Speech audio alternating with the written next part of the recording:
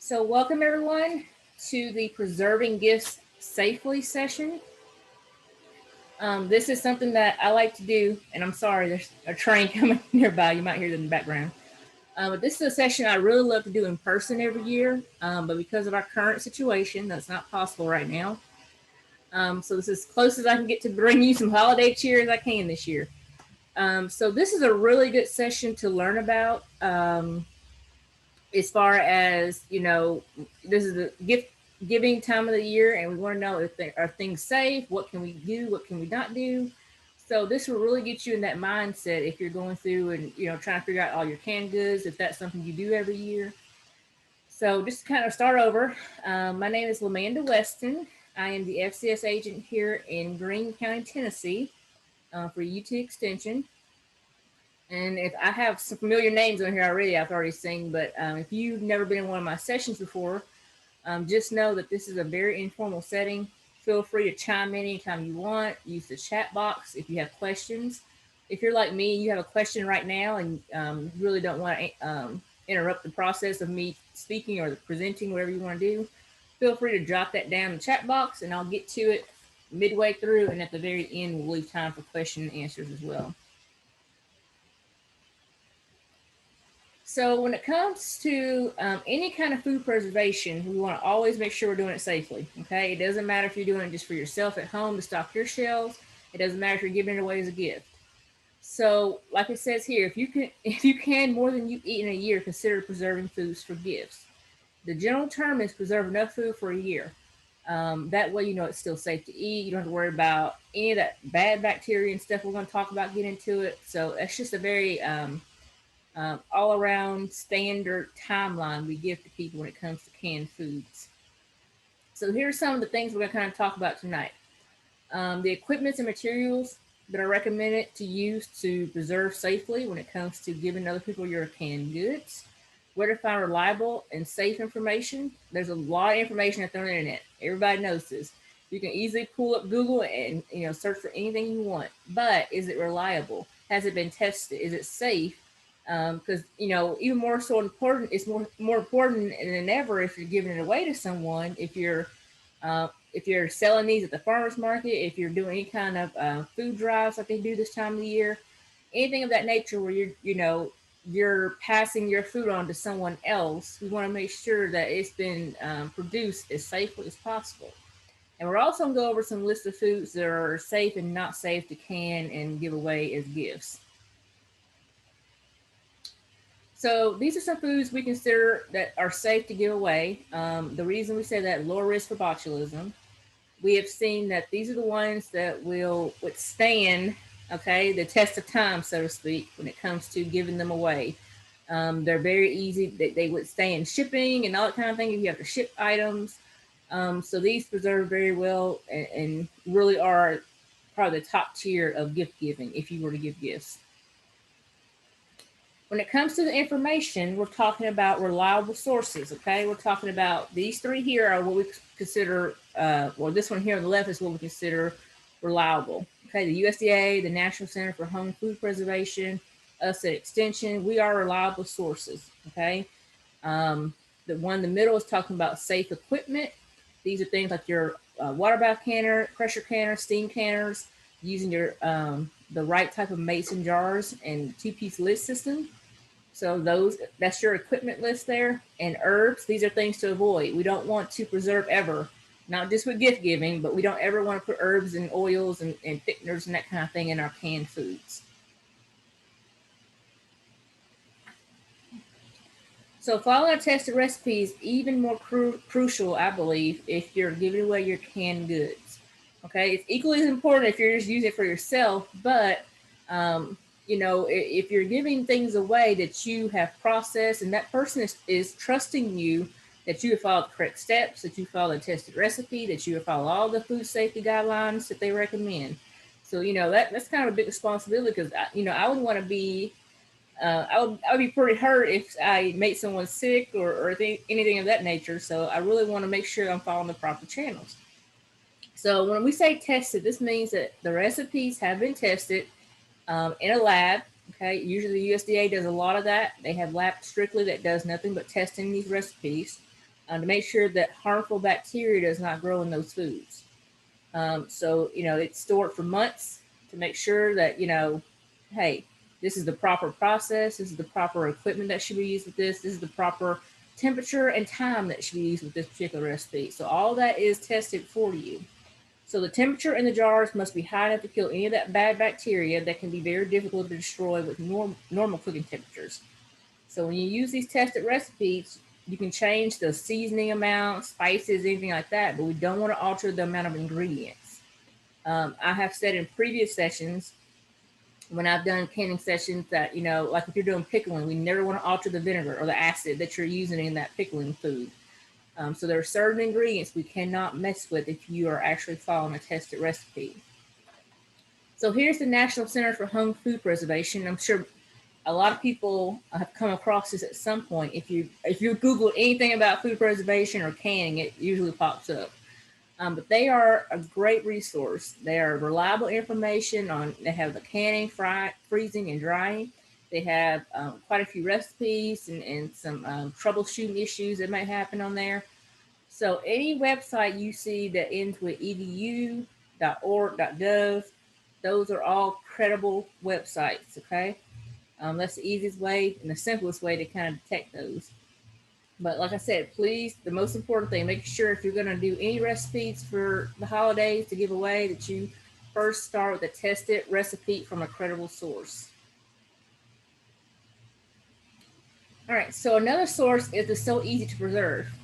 And this is what it looks like. If you can see that. This is my copy, and you see I have all these tabs in mine. I've used mine quite a bit. But this is what the book part looks like. They also have a DVD version. The DVD version is, they give you step-by-step video of the process of the recipes and some other techniques. So altogether, I believe they sell those for $20 on the website there. Last time I looked, they were sold out, or they were not taking orders or something. That was months ago, in the middle of the food preservation craze when you couldn't find supplies or anything. So maybe they have made some available now, but this is a great resource. This is what I use. This is what most extension offices use. This is what I give out usually in my in-person classes as a gift, because usually I charge for my classes. So I like to give you all some little gifts for each night that you come. And this is one on the last night you get. So when it comes to credible, that's as credible as you get. It's very user-friendly. It's not hard at all to read. The ingredients, the thing I love most about it is they keep the ingredients to things that you could easily find. I don't know how many times, I'm sure all of us have been there. You find a recipe you love and you have to go find this outrageous ingredient that you've never even heard of. So that book does the opposite of that for you. And if you go to their website, they have mobile friendly recipes. So if you're like me, you like to look at recipes on your phone while you're and follow along that way in the kitchen. So they have the mobile friendly now. They did not used to have that. So that's an upgrade for them. So here's some other resources. Okay, the one on the left, the Guide to Home Canning, is something that Weed Extension can provide to you, or you can download all of these actually at this website right here on the right. Okay, all of these are available to download. So that might be the simplest and safest way right now for you to get those. But generally here on the right, I have these stocked in my office at all times. The Canning Foods book, you will see it has like a little $5 price tag in the right-hand corner, right here, the left-hand corner. Don't pay that any mind. It's at least when you come to my office, we do not charge you for that. We just print you off a copy and give it to you. But like I said, if you have access to a printer and you can download them at home, then this is the website where they're located. You can easily do that. All right, so now we're going to move and talk about equipment. So now we have our tested recipe. We found it at a credible source, wherever that, one of those locations are. Now we need to make sure we're using the right equipment for the recipe that we're going to make. So to help ensure your canned foods will stay safe, okay, we're trying to make them safe and make sure they are safe for a long period of time that it's going to sit on someone's shelf or cabinet or however.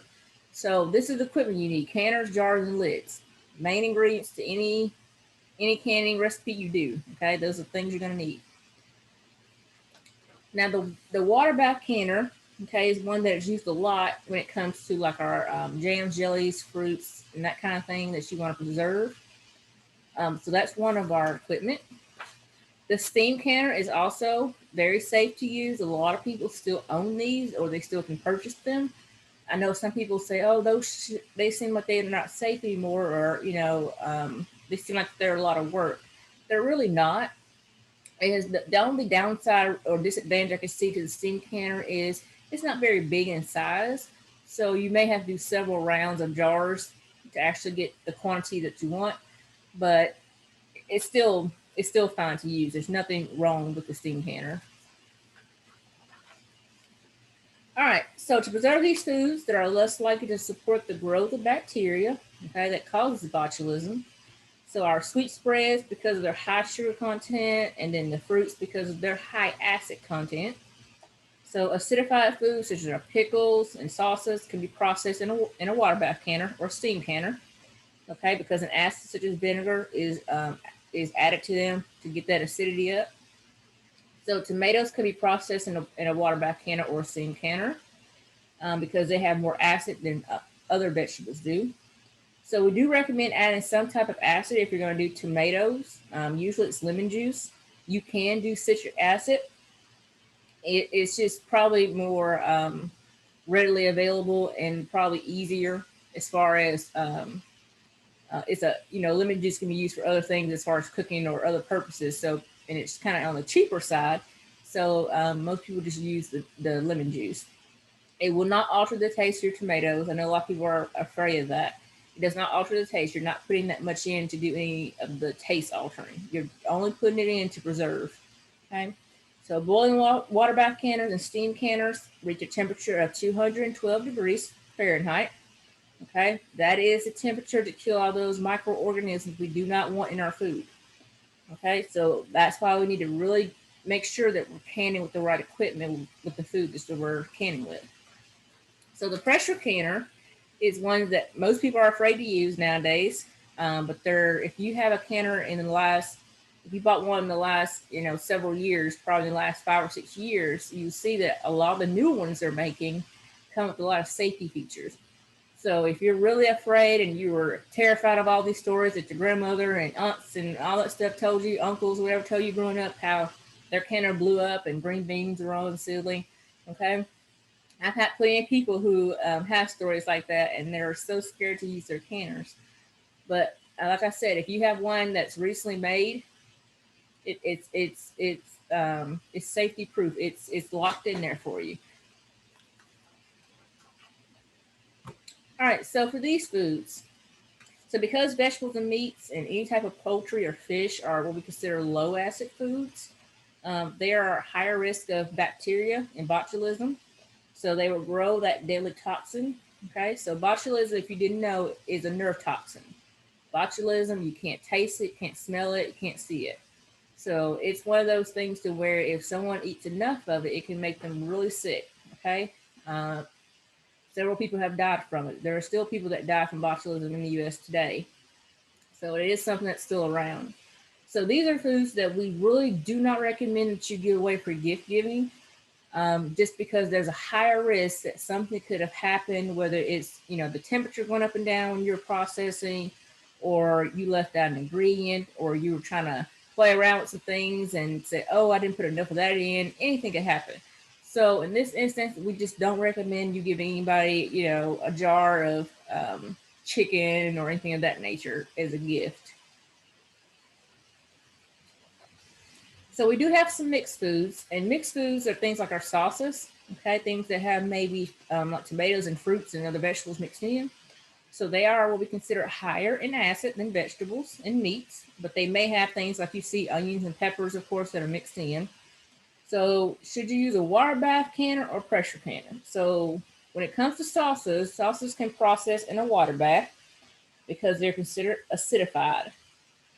Okay, they have hopefully had some kind of acid added to them, whether it's lemon juice or citric acid or anything like that. Okay, so you want to look for tested recipes, especially when you're making sauces rather than making up your own. a lot of people will come to me and say, oh, I have this great recipe that was passed down or that my friend used or neighbor, coworker, whoever used. And can I, turn this into a canning recipe? And I'll look at this recipe and, there's so many ingredients for one. Okay. So always be a little weary of any recipe that has all a long list of ingredients and you're trying to can. That to me is a red flag, because the main point of canning is to kind of it's a lengthy process when it comes to processing the food, but as far as getting the ingredients, prep work, all that kind of thing, it should fairly be simple enough. So we don't want 25 ingredients in one recipe. That's quite a bit. Okay, it's important to use the right proportion of vinegar or lemon juice, whichever one you choose to use, to make sure that we're keeping all that bad stuff out that we do not want. Okay, if you change the proportions, if you change anything in a salsa recipe, it can potentially become unsafe. Um, Back when I did the salsa presentation several weeks ago, we talked about this and changing like the peppers and changing the tomatoes and changing the acid. Anything of that nature can really alter that recipe. So we do not want to alter it if we do not have to. If you don't like that recipe, I just highly recommend you find one that fits your taste better. That's the simplest and safest way to do that. Okay, soups.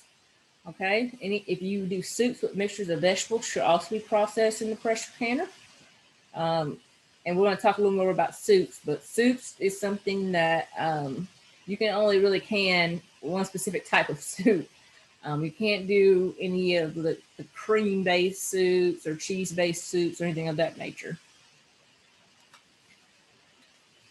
All right, so several factors determine the process time needed for food to be safe. This is some that are listed here. So the ratio and proportion of acid versus low acid ingredients, such as salsa, we want to make sure we have a good combination of that. The style and thickness of the mixture, size of food pieces, which is very important because we're going to talk about a couple foods where that's very important, and then preparation steps. All right, so if you choose to preserve your gift in a pressure canner, that's fine, but it's important to remember there are 3 mistakes that people usually make sometimes when it comes to pressure canning, and they're listed here. Not adjusting for the altitude, okay? If you live 1,000 feet above sea level, you need to increase the amount of pressure you use usually. So a lot of people just probably don't even think about it. They go straight into canning and they don't realize, oh, I haven't adjusted for that. And usually all it is just process an extra 5-10 minutes or so, depending on the recipe. So it's not that big a deal.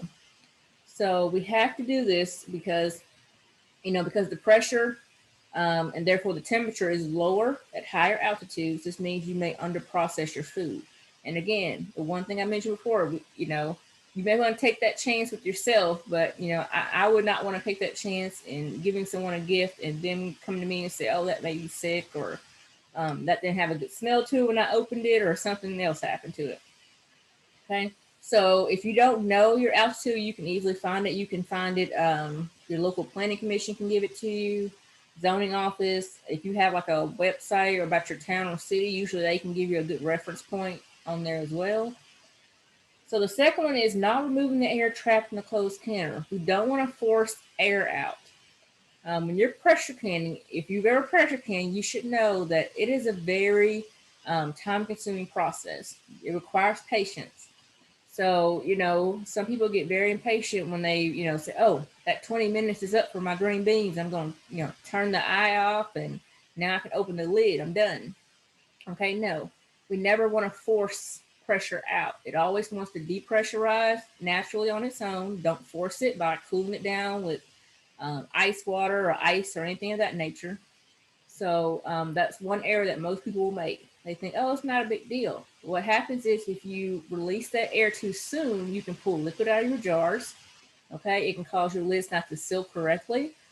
So there's a lot of things we do not want to do that for. Okay, so use an inaccurate dial gauge.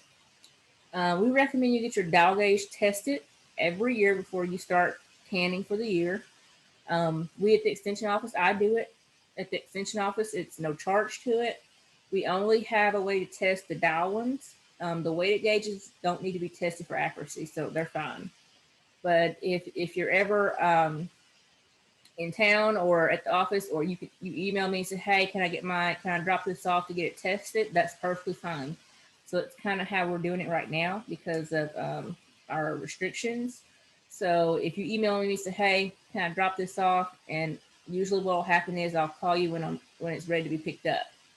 But just keep in mind, with my schedule right now, I'm kind of only in the office 1 day a week. So it may be several days before I get in there and get it checked and call you back to come pick it up. So don't drop it off and say you need it right back like that day or the next day, because it may be a couple days before I can get to it, but I'll get it done for you. All right, so when it comes to other methods of canning, okay, people ask all the time about oven canning. So canning the oven is a popular trend that I'm sure you will see time and time again on the internet. It pops up a lot. But this is not safe. We don't have any recommendations for oven canning, especially for low acid foods like for vegetables and meats. So dry heat does not kill those microorganisms as effectively as like steam and water from the pressure canner. So dry canning is also not acceptable. So without liquid in the jars, it's more difficult for heat to penetrate those pieces of food. So there's nothing in those jars to kind of help that process. So it's not really safely canning. So yes, the lids may seal. So if you try these two methods, you'll pull your jars out and say, oh, my lid's sealed. I heard them pop. Okay. They may seal, they may not, they may look sealed, but they may not be sealed when you go to stick them in your pantry the next day. You can get the sealing compound on the lids to seal around the rims of the jars, but you have not created what we call a vacuum seal that can withstand months and a year's time. So that's really what we're looking for. So these are some other questions I get about the multi-cookers. These are great machines. Okay, I love them. If I had the space, I would have a machine for everything in my kitchen, but I do not. But I did get one of these as a gift. What was it, last year, I think, maybe. And they're a great machine, great to use. Okay, but we do not really recommend them for canning purposes. Now, some people will say, oh, but my manual or my manufacturer's booklet came and said, oh, I can can them. Okay. That is still, again, your choice, but we in Extension do not recommend that. So it's important to know that the pressure inside the canner, okay, inside of our actual canner is 240 degrees Fahrenheit. So with a dial gauge canner, you can see this. You can see it very clearly when it goes up and down. Okay. If you have a weighted gauge one, you'll hear it when it jiggles. So, how do we know if the cooker is working properly and maintains the correct pressure or if it malfunctions? This is the problem with the multi-cookers when it comes to this. So what happens if you have a power surge and the power goes out? Okay. Again, this is one of those things that it's not large enough. Okay. The rule of thumb is any kind of canning pot should be able to hold 4-quart jars to be considered a canner or to can in. So the multi-cookers just don't have that background that we need them to have when it comes to preserving. Okay, but they do a lot of other great things. Okay, so it's not like you can't use that multi-cooker for other things, but we really just do not recommend you canning these. All right, so your jars and lids. The other second part of your equipment that you really need. Now, right now, it may be hard to find access to jars and lids. If you do find them, snatch them up, because here in our area, it's hard to find them. I actually asked a guy when I went to a couple of local stores here. I said, "Are you all going to get any more canning, equipment in jars, lids, all that kind of stuff?" And he just kind of looked at me and laughed, like, "Yeah, that's not going to happen." So I'm not very optimistic that we're going to have a full supply of jars and lids here for the holidays, but if you are looking for them, just one little alert for that. If you're looking for them online, like Amazon or any of those other retailers, make sure that when you get your jars, you check them and make sure they're actually Mason style jars. Okay. The brand itself does not really matter. We don't really recommend a brand, but it has to be a Mason style jar. What's recently has happened is there have been several consumers, and this is just reported to us this week, that have purchased jars from retailers like Amazon, and they get the jars, and they're not mason style jars. Okay, there are other type of like craft jars or other commercially processed jars, but they're not milk. They're not meant to be actually withstand processing in a water bath or a pressure canner jars. So please be wary of buying jars online. Okay, make sure you do your research and check them out thoroughly before you pay for them, and find out the return policy if something happens where you need to return them. Because I know a lot of people are going to online to find them because they're so hard to find in person in the stores right now. So we do recommend using the 2-lid system. There are some lids out there that have just one lid. We don't recommend using those. Okay, the 2-lid system works great for making sure that your food is safe and preserved well. Now you can reuse your rings. Okay, that's the outer part of this little 2-piece system here. We do not recommend using your lids, reusing your lids. Okay, this part here needs to be tossed or thrown away when you're done using them. They're one-time use only. So the rings are fine as long as they don't have any rust on them. They're not bent. Okay, if they're still in good working condition, that's great. But just make sure you store up on a lot of the lids if you're going to be keeping your rings around. All right, so these are some other little jars here we're going to talk about. These old zinc lids here on the left, they're still around. People still have them. I'm hoping they don't use them, but you know, we can't police everybody when it comes to their canning. But we do not recommend these. A lot of science and studies have shown us these do not preserve our foods very well at all. Okay, yes, these were around back when everything first started when it comes to, you know, getting out there and actually testing all the recipes to make sure food preservation recipes were safe and that kind of thing. But now we know these are not considered safe. Okay, we don't recommend using jars that have like the rubber gaskets on them. As you can see here on the right, those ones that clasp down and have like the rubber ring around underneath the lid. Those are things you can store foods in, but you cannot can in them. So you can always put your canned food in those after you can them and want to open your jars, but they're not meant for preservation. Okay.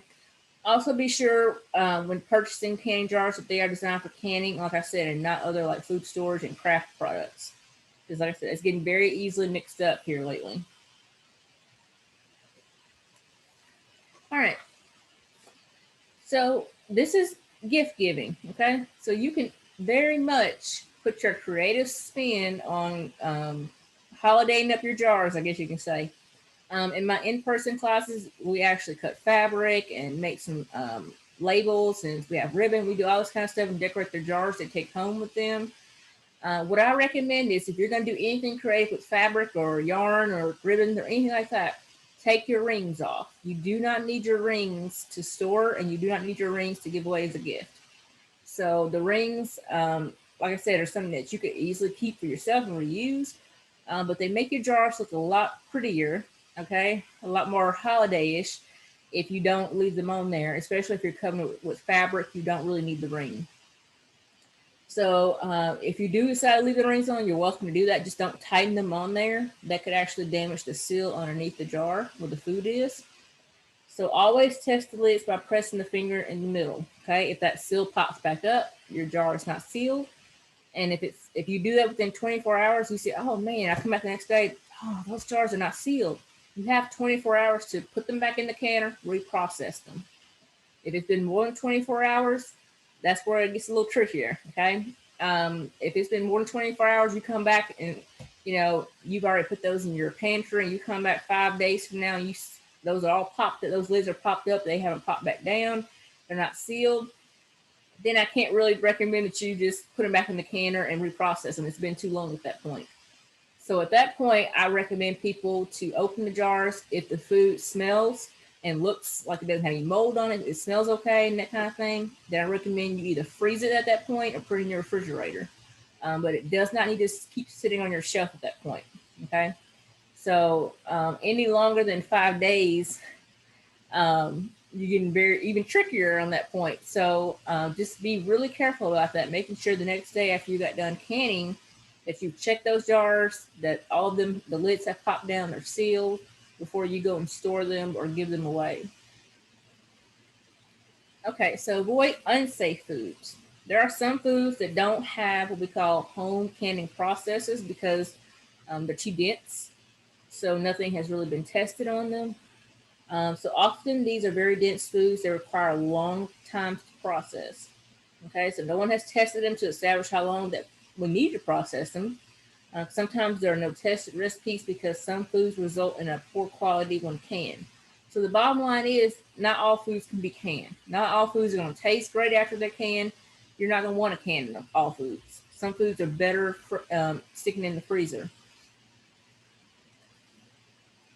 So this is a popular one this year. People ask about pumpkin a lot. Okay, if you want to can pumpkin safely, it should be cubed. Okay, pumpkin is considered a very dense food, so we can't puree it. We don't want to mash it. What happens if you were to can it mashed or pureed, the heat can't penetrate through there because of the thickness of it. So we want to make sure that we're getting heat around that jar as we're processing. Okay, hence cubing it, because cubing it leaves space around inside the jar for the heat to penetrate good and make sure that it comes out safe. This usually isn't a big issue for a lot of people. When I tell them, I say, "Oh," they say, "Oh, well, I'll just keep it then. What's the big deal?" But for some people, they really want to go ahead and mash it or puree it, and I always tell them to just wait until after they've opened their jars and it's safe to do at that point. That one little step could easily make a big difference. So, if, like I said, I love pumpkin. Pumpkin butter is great, but make sure you cube it as far as processing it. Then you can just prepare it how you want after you safely process it and open your jar from there. Okay, so freezing is the easiest way to preserve pumpkin as well. If you don't want to can it, it can be frozen. I actually have some in my freezer right now because I don't have a lot of storage space to keep all my canned products in my house. So you can easily freeze it, okay, to preserve pumpkin. It actually makes a better product if you think about it. Um, if you're canning it, you're kind of overkilling it a little bit. But by freezing it, you're kind of preserving that quality to it, that freshness to it. It'll still have it because remember, it's a very dense food. Okay, that consistency is very thick. So it makes a great product to put in the freezer. All right, so mashed or pureed winter squash. So like pumpkin, winter squash should not be mashed or pureed. Again, this is where you want to cube it. Okay, we're trying to get that heat inside the jar penetrate around the food. And if we mash or puree it, it will not preserve very well. So the summer squash, including the zucchini. So squashes are considered low acid and require pressure canning. Okay, so slices or cubes of cooked summer squash, okay, can become very soft and you can pack them tightly in the jars, which makes it difficult to determine safe processing times. Okay, but summer squash can be safely pickled, so you can do that part. It's something about the acid of the pickling that actually preserves it to where it's safe to can that way. All right, so soups. This is a everyone wants to know soups, especially as it gets cooler outside. You know, we all want an easy way to kind of preserve any kind of stews or soups that we make. So canned soup is convenient, and we know, like many people at home want to learn how to recreate. Maybe you have a favorite recipe of soup at a restaurant or something of that nature, but it's usually not safe to reproduce commercially produced soups because a lot of times we as home canners don't have access to some of the ingredients and things that commercially restaurants or producers have and that we need to recreate this particular soup. So it ends up becoming more work on our end probably. Okay, so cream soups are not suitable for home canning, okay, because the ingredients interfere with proper transfer of heat. So doing the process step and can result in foodborne illness. So really the easiest and probably the simplest way to do soups is to freeze them. They soups usually have a short life in the freezer though, depending on what you're putting in it. Especially if you're making the cream-based cheese soups, the shelf life is kind of shortened on those because you want the quality to still come out very good. So you can preserve soups with a broth base using the process time for the ingredients, but don't pack them too tightly. So for vegetable soups, you're going to fill the jars about halfway full of solids and leave the rest of the jar adding the broth. Okay, so about half and half of each. Then you're going to process in a pressure canner. You can use tomato juice or some kind of vegetable juice blend or crushed tomatoes. Then add any kind of thickeners or seasoning after you open the jar. Okay, so don't put your thickeners and seasonings in beforehand. So it's also not recommended to can broccoli or cauliflower. Okay, neither one of these can very well. And I'm going to tell you from experience, not my personal experience, from someone I had in my class who would come and we would have conversations about her canned goods. She canned broccoli, and she said she would never forget that smell. Okay, that is an unforgettable smell of opening that jar months down the road. Okay, so broccoli is not a food to can at all. That's one of those stick it in the freezer type situations. All right, so here's a list of other unsafe foods or ingredients. We never want to can anything with any kind of dairy products ever. Okay, dairy products are a no-no for this. Okay, eggs, oil, any of that. That is setting up your food for an environment of bacteria if we try to can those. So butter, cheese, any of those, okay, no. There is no research tested for home canning of plain or pickled eggs. We've had people ask that. They can be refrigerated and stored outside the refrigerator if you want to, but we do not want to can pickled eggs. Again, I would imagine that's one of those an unforgettable smell when you open that jar months down the road from your pickled eggs. So preserving foods in oil is also not safe. So if you want to do like pesto sauce, we don't recommend that. It contains all the oil and it contains different herbs in it. So avoid putting any fresh herb, fruit, or vegetable in oil. Okay.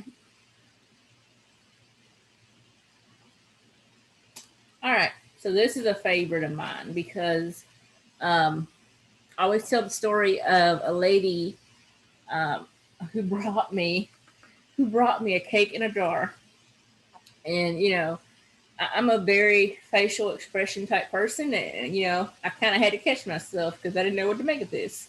But you'll probably see this a lot on the internet, and you'll probably see it from people you may know who've done it and swear by it. But we do not recommend you do this. Okay. Any kind of breads or cakes in jars are not recommended. Okay. Um, we do not have recommendations for baking in canning jars. So dry heat, if you actually were to bake, you could actually be setting yourself up for your jars to break in your oven. So we don't want to risk that at all.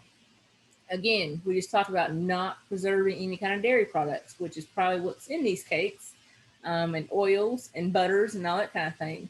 So right there, if someone hands you a cake in a jar, okay, and you know that none of those things are supposed to be preserved, right there, this is probably an unsafe product. Okay, they may look really cute and pretty in those jars, and it's a good idea, okay, but it's not safe. So if you really want to do cakes in jars, I just recommend you cook your or bake your cakes in regular pans beforehand, and then you can create some kind of cake in a jar gift that way after you've cooked it in the oven. But never ever cook them in the canning jars. So many foods you can preserve. So it is apple season. So I wanted to give you a list of different types of apple products you can create and give away as gifts right now that people might like. Okay, I'm actually going to give you two recipes for, I believe I have one for the sweet apple relish and the harvest time apple relish maybe. And I also have one that I'm going to give you a spicy cranberry salsa and um, cranberry orange chutney. I think it's one also. So I'm going to give you a few so you can kind of see what they are if you want to learn them or make them or anything like that. They are really great recipes. I've tried them all in my classes over the years. All right, so many foods you can preserve. Okay, so just a general list here. There are more, but these are the general ones that most people will go to.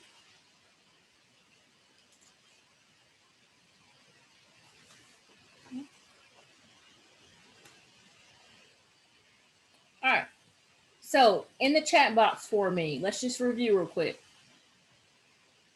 So my question for you, where is a good place to find recipes? Just put in the chat box, A, B, or C.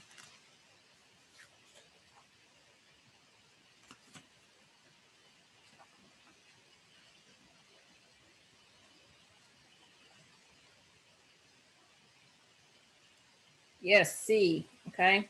Now, I know you can find some, you can only find good recipes at your friend's blog if they come from one of these other credible websites or Facebook.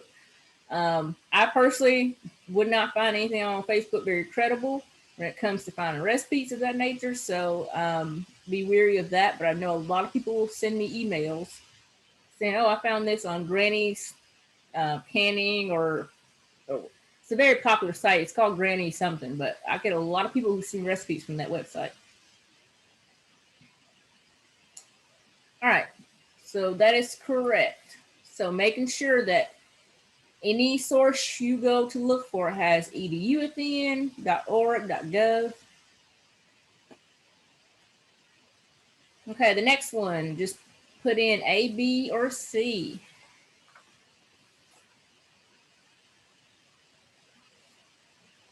This one might stupid few people.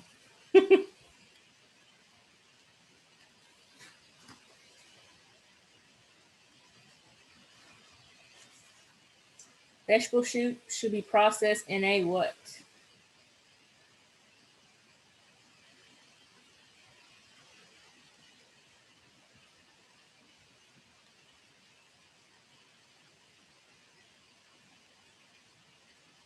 Okay, great. Yep, pressure canner, you got it. All right, next question. Which of the following should not be canned and stored outside the refrigerator or freezer? This one might be a little tricky.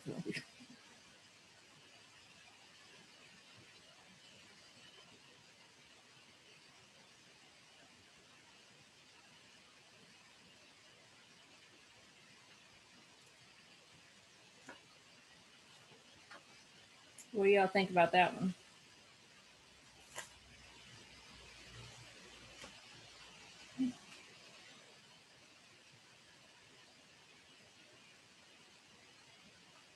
It's actually pumpkin butter. Okay. Remember, you can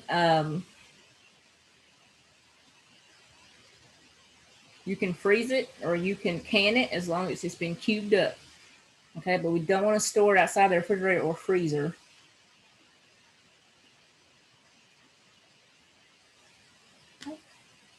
And all right. So now is you all's time. If you have questions for me, anything specifically, I am here to answer those.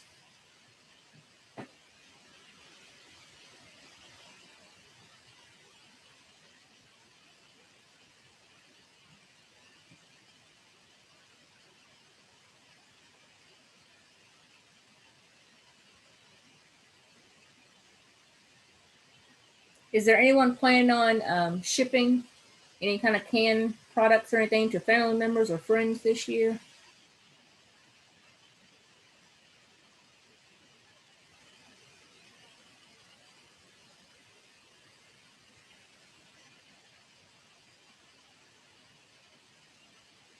Okay, so I will say this. If you're planning on shipping any kind of canned foods, okay, people don't realize this either. If whoever you're shipping your food to lives in a different altitude, you need to process at their altitude. Because what will happen is you'll process here at your altitude, whatever it may be. You'll send it up to Colorado and Montana, where they have very higher altitudes up there. And within a couple days, the jar will start boiling or bubbling or swelling because the altitude has changed. So a lot of people don't realize that. You have to actually process it what their altitude is where you're sending it.